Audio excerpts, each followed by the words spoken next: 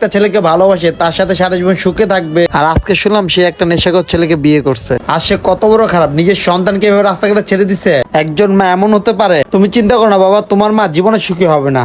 যে মহিলা নিজের সন্তান এবং স্বামীকে কষ্ট দেয় সে জীবনে সুখে থাকে না, সারা জীবন আফসোস করবে সে। বাবা, মা এখন প্রতিদিন আফসোস করতেছে। কেন জুনায়েদ, তোমার মা এখন কেন আফসোস করতেছে? সে তো তার ভালোবাসার মানুষ পাইছে, সে তো তোমাকে আমাকে ছেড়ে দিছে, আমরা দুজন সে আফসোস করতেছি। সে তো সুখে থাকার জন্যই তো আমাদের দুজনকে ছেড়ে দিছে, তাই না? ওই লোকটা আম্মুকে রেখে চলে গেছে, আর আম্মুর টাকা পয়সা সব নিয়ে চলে গেছে। আম্মু এখন অনেক কষ্টে আছে। কি বললা? সব টাকা পয়সা নিয়ে গেছে? তার দুজন এখন সংসার করে না? ওরা কি আলাদা থাকে না একসাথে থাকে? ওই লোকটা আর আম্মুর সাথে থাকে না 1 মাস ধরে, তাই আম্মু প্রতিদিন অনেক কান্নাকাটি করে আর খুব আফসোস করে। আর জানো বাবা, আম্মু না নেশা করে ঘরে পড়ে থাকে, রান্না বান্না কিছুই করে না, সেও খায় না, আমাকেও খেতে দেয় না। ঠিক আছে জুনায়েদ বাবা, তুমি আর টেনশন করো না, তোর বাবা আছে, তোর বাবা তোমাকে লেখাপড়া করাবে, মার কথা আর কখনো বলবে না।